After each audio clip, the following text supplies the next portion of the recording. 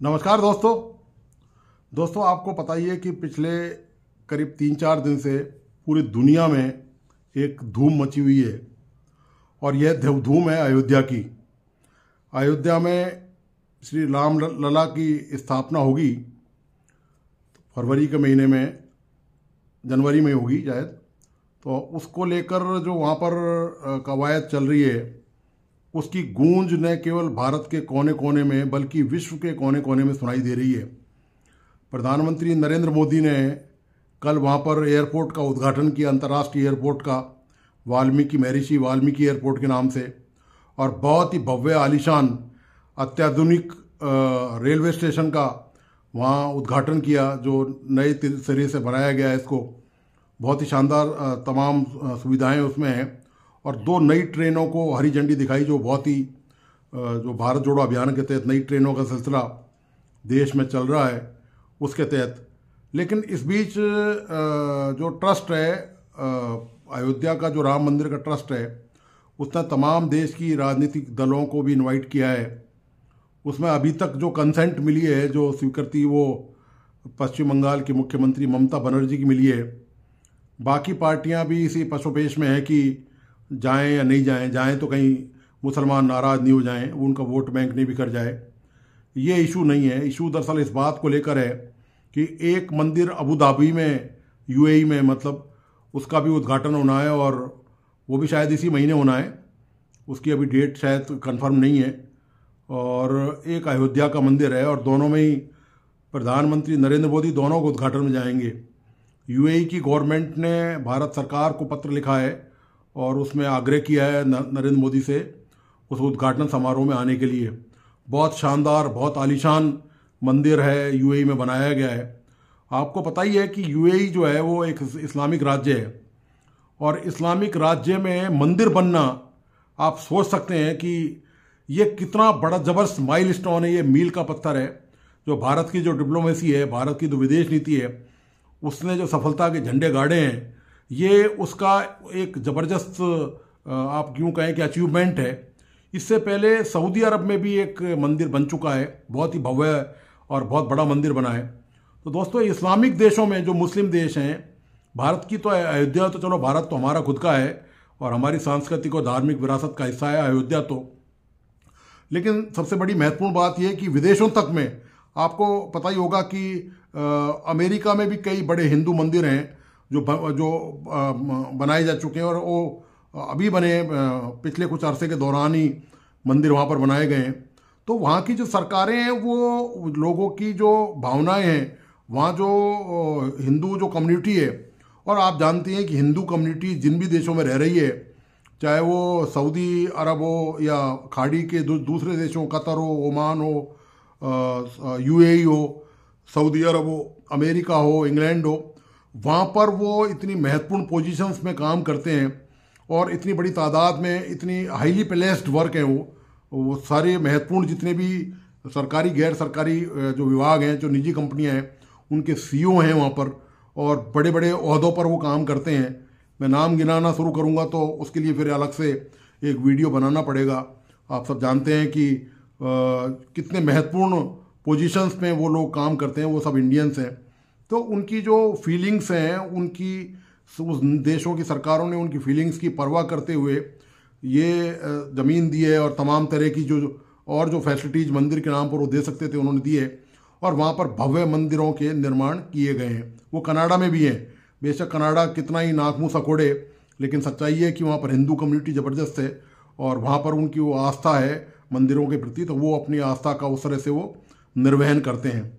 लेकिन दोस्तों, जो पड़ोसी मुल्क हमारा पाकिस्तान है, आप सोचिए 2 इस्लामिक देशों में मंदिर बन जाएं तो पड़ोसी मुल्क पाकिस्तान में क्या रिएक्शंस आना होगा, मतलब किस तरह का रिएक्शन कि आप कल्पना कर ही सकते हैं कि वहाँ की आवाम में, वहाँ के लोगों में किस तरह का वहाँ पर रिएक्शन है। जबकि आप जानते हैं कि वहाँ पर एक वक्त में जब देश आज़ाद हुआ था तो करीब ये 23 या 24% हिंदू आबादी थी, जो घट के वहाँ 1.5 या 2% रह गई है।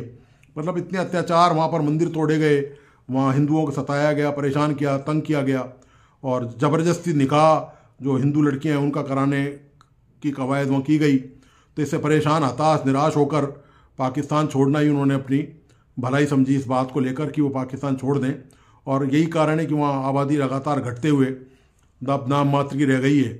और वैसे भी आप जानते हैं कि पाकिस्तान अल्पसंख्यकों के लिए पूरी तरह असुरक्षित है, चाहे वो क्रिश्चियन हो, चाहे वो सिख हों, चाहे वो हिंदू हों, कोई सी भी कम्युनिटी हो, वहाँ वो पूरी तरह सुरक्षित नहीं है। और ये जो मंदिर का जो मामला है, इसकी गूंज सुनाई दे रही है, तो निश्चित तौर पर पाकिस्तान पड़ोसी देश है, तो ऐसा तो कैसे हो सकता है कि ये गूंज का इसका असर पाकिस्तान में नहीं हो। तो आप ये देखिए कि पाकिस्तान के लोग कितने हैरान और परेशान हैं। वहाँ की सरकार तो चुप है, सरकार तो वहाँ पर इस तरह के मामलों में बोलती नहीं है। वहाँ का जो मीडिया है, जो ऑफिशियल मीडिया है, वहाँ का जो मुख्य मेन मीडिया है, वो भी इस मामले में चुप्पी साधे हुए है, क्योंकि ये भारत के लिए बड़ा गौरवशाली मामला है। आप जानते हैं भारत की सांस्कृतिक और आस्था का बड़ा महत्व है। तो और अयोध्या का मुद्दा आप जानते हैं कब से चला आ रहा है, आज़ादी के बाद से ये मुद्दा चला आ रहा है। अंत में जाकर सुप्रीम कोर्ट के फैसले के बाद इसका निर्णय हो सका है। तो निश्चित तौर पर देशवासियों के लिए ये गर्व का और दिवाली जैसा ही जश्न का पर्व का महत्व है इसका। तो ये जो तमाम चीज़ें, ये पाकिस्तान इसको किस नज़र से देखता है, वहाँ की आवाम किस तरह सोचती है, और ख़ास तौर से अबू धाबी में जो मंदिर बना है उसके बारे में और अयोध्या के बारे में। अब आपको बताइए कि सरकार ने अयोध्या में कई हज़ार करोड़ के प्रोजेक्ट की घोषणा की है, जो निकट भविष्य में जिनका क्रियान्वयन किया जाएगा। तो निश्चित तौर पर अयोध्या पूरे विश्व के नक्शे पर तो अभी उभर ही आया है।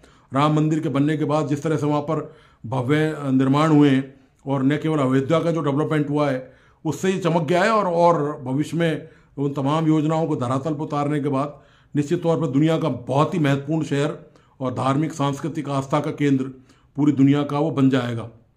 तो ये जो कवायद तमाम है, इससे निश्चित तौर पर पाकिस्तान की आवाम हैरान परेशान है कि भारत एक ऐसा मुल्क है कि जहाँ पर इस तरह की न केवल विकास के मामले में बल्कि अपनी अस्मिता के लिए धार्मिक और सांस्कृतिक मामलों में भी पूरी दुनिया में अपना परचम लहरा रहा है। तो दोस्तों, आप इस पूरा वीडियो देखिए आखिर तक, और आप उनके रिएक्शंस भी देखिए, वहाँ के अवाम, वहाँ के लोग, आम लोग क्या कहते हैं, क्या सुनते हैं, उनकी क्या प्रतिक्रिया हैं। आप इस वीडियो में देखिए आखिर तक और अपना रिएक्शंस दीजिए। और प्लीज़ इस यूट्यूब चैनल को लाइक, सब्सक्राइब करना और बेल आइकॉन दबाना नहीं भूलें। इसके साथ नए वर्ष की आप सभी को हार्दिक शुभकामनाएं। बहुत बहुत तो आपके जीवन में नई रोशनी आए, नए अचीवमेंट आप हासिल करें, नए आपने लक्ष्य बनाए होंगे निश्चित तौर पर, तो आप वो आपके सफल हों, पूरे हों। इन्हीं सब शुभकामनाओं के साथ धन्यवाद, नमस्कार। भी एक खबर आई है 15,700 करोड़ इंडिया के जो प्राइम मिनिस्टर उन्होंने एक सिटी है अयोध्या नाम से, वो बड़ा एक कदीम सिटी है, बड़ा पुराना सिटी है, वहाँ पे उन्होंने इंफ्रास्ट्रक्चर के लिए गिफ्ट की है 15,700 करोड़। वहाँ पे मसाजिद तमीर करना या ये चीज़ें डेवलप करना, ये चीज़ें बिल्कुल अलग हैं। लेकिन आप ये जो फसादात की बात है उससे हट नहीं सकते। रोजाना की बुनियाद पर खबरें आ रही हैं। कल की बात है, देखें इलेक्शन यहाँ पे किस तरह के हो रहे हैं, जो भी है जो भारत है वो उस पर क्रिटिसिज्म कर रहा है। आप देखें कि मुल्क डिफॉल्ट कर रहा है जी, हमारे गवर्नमेंट के पास पैसे नहीं हैं, लेकिन यहाँ पे ऐसा हाल है कि जो ब्यूरोक्रेट्स हैं उनको फॉर्च्यूनर गाड़ियाँ दी जा रही हैं, वीगो डाले दिए जा रहे हैं। पे इंडिया की जो आप बात कर रहे हैं, तो वहाँ पे गवर्नमेंट है, उनकी जमहूरी, तो यहाँ भी है सर गवर्नमेंट है ना, लेकिन उनके लीडर से ही हैं। अब वो हैं उनके जो प्राइम मिनिस्टर मोदी हैं, वो देखें आप मुसलसल मेरे ख्याल में 10 साल से गवर्नमेंट में है, ठीक है, तो वो काम कर रहे हैं, तो लोग उनको दे रहे हैं ना। कुछ चीज़ों को बढ़ा चढ़ा के दिखाया जा रहा है। देखें हमारी मजहबी जमातें जो हैं उनको, ठीक है, हमारे मुल्क में अंदर जो है वो बहुत कुछ ऐसा मामलात होंगे, मजहबी जमातों के मामलात ऐसे हैं, लेकिन वो कौन होता है भाई इस तरह की बात करने वाला। देखें भारत ये कहते हैं 26/11 हम जोन सा हुआ है उसका मास्टरमाइंड हाफिज सईद, तो इसलिए हम जोन सा। अच्छा ये बताएं सिराजुल हक साहब के बारे में क्यों नहीं वो ऐसे बात करते, या अगर इवन बात कर ले हाफिज साद रिजवी साहब की अगर बात करें उनके बारे में, तो नहीं, वो भी इलेक्शन में हिस्सा ले रहे हैं ना, बहुत बड़ी जमात है और बड़ा कहा जाता है एक्सट्रीमिस्ट जोन सा वो जमात है जो यहाँ पे बताया जाता है, उसके बारे में तो नहीं वो बात कर रहे। हाफिज सईद के बारे में क्यों बात, हाफिज सईद के बारे में उन्हें ज्यादा तकलीफ ये है कि सारी बात है कुछ जहादी तंजीमें जहाद के हवाले से निकली हैं, कुछ को नो डाउट उन्होंने जाके वहाँ पर कुछ इस तरह के कश्मीर के हवाले से कश्मीरी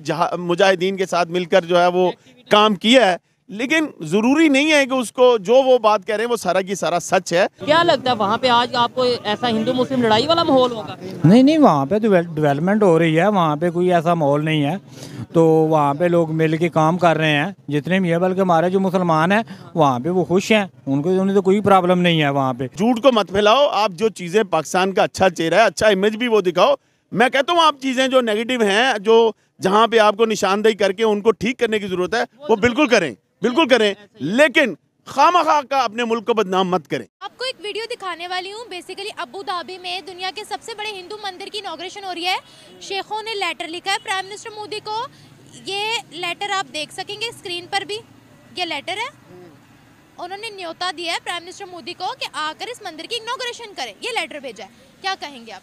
देखो जी, आप यहाँ पे मंदिर बना लो, कल आप उसे हाथ पकड़ाओगे भी हमारे मुसलमान है, काट दो इसे। किसी माइनॉरिटी को राइट देना ये मकसद नहीं होता है कि आप अपने आप को डिग्रेड करते हो, ये नहीं होता। वो इंसानियत को फरोग दे रहे हैं।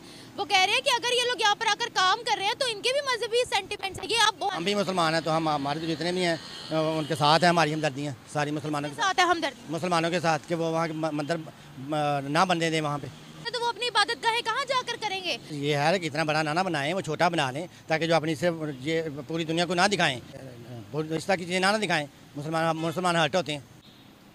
लेकिन इस्लामी हिसाब से जो उनके कानून के मुताबिक है ना, जो उनका कानून बना हुआ है, उसी हिसाब से देखा जाए तो फिर तो ये ऐसा नहीं है। उनके कानून में माइनॉरिटी राइट्स है। नहीं, दूसरों पे तो नहीं करता। ये इनका अपना जो इस्लामी कानून बनाते हैं, ये चोरी की ये है वो है, दूसरी चीज़ों का नहीं है। वो हो ना कुछ किसी और मुल्क में हो ना तो फिर तो चलता है। किस मुल्क में हो चलता है? सऊदीया में भी बन गया। ये तो फिर गवर्नमेंट की कमज़ोरी है ना। किसकी कमजोरी है? इनकी गवर्नमेंट की कमज़ोरी है ना। अच्छा, यानी अगर वो माइनॉरिटीज को राइट्स दे देते हैं तो वो लोग कमजोर है बहुत ज्यादा। आप देखें ना, आप पहले देखें तो सही ना, इस्लामी मुल्क है, वहाँ नहीं है ये चीज़ें, यहाँ है। चाइना में आप जाते हो ना, वो आपको कहते हैं आप जैसे मर्जी इबादत करो। नहीं बात सुनिए, मैं चाइना में 18 साल गुजारे हैं, मुझे पता है। जैसे मर्जी इबादत करो, लेकिन अपने इबादत के अंदर किसी को शो ना कराओ तो वो दूसरा देखे ऐसा हो। पर ये कहते हैं ये मजहबी आज़ादी है चाइना में, बताए। वो कह रहे हैं कि आप किसी को शो ही ना करो, तो चाइना के मजहबी आज़ादी दे रहा है। अपनी मंदिर के अपनी मस्जिद के अंदर ही नमाज पढ़ो। मस्जिदें तोड़ रहे हैं मेरे भाई। अभी रिसेंटली रिपोर्ट देखी उन्होंने, कितनी मस्जिदें तोड़ी है नाउजुबिल्ला। किन्होंने? चाइना ने। पता है आपको उन्होंने क्या किया? ठीक है ना, ये हमारा इस्लामी मुल्क है, यहाँ अजानें भी होंगी, सब कुछ होगा। लेकिन ये इसका ये मतलब नहीं है कि आप क्रिश्चियन हो या यहूदी हो उसको आप रोक दें। वो अपनी करें, लेकिन वैसे नहीं कर सकते जैसे ओपन जैसे हम करते हैं। ये हमारा मुल्क है, इस्लामी मुल्क है, आप करो, मंदिर बनाओ। ताड़ साहब, कल एक डेवलपमेंट हुई है जो कि बड़ी डेवलपमेंट है, और वो ये है कि भारत के वजीर आज़म नरेंद्र मोदी अयोध्या गए थे और वहाँ पे उन्होंने कहा कि जो 22 जनवरी आ रही है अगले महीने, उसमें सारा जो मुल्क है वो दिवाली मनाए अक्रॉस द कंट्री, क्योंकि उस दिन राम टेम्पल की सेरेमनी होगी। ताड़ साहब, उन्होंने ये भी कहा कि जो राम भक्त हैं उन्होंने 550 साल इंतजार किया है इस दिन का। अब जारी बात है, इस हवाले से बड़ी इंडिया के अंदर, क्योंकि यहाँ पे मस्जिद थी, मस्जिद गिरा के फिर ये मंदिर बन रहा है और इसकी सुप्रीम कोर्ट ने इसको वैलिडेट भी किया हुआ है। ताड़ साहब, आप इसको कैसे देखते हैं? बल्कि फरवरी में प्राइम मिनिस्टर मोदी जो हैं वो अबू धाबी के अंदर भी एक मंदिर का इफ्तिताह करने जा रहे हैं।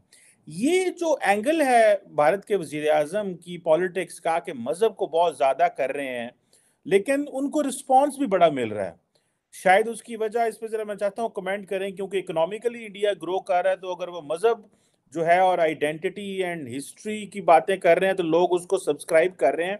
How do you see this, ये जो ट्रेंड है एंड ट्रांसफॉर्मेशन जो है भारत के अंदर, इसको, और पर्टिकुलरली ये जो उन्होंने कहा कि 550 साल हम इंतजार कर रहे थे इस दिन का कि यहाँ पे हम ये मंदिर बना सकें।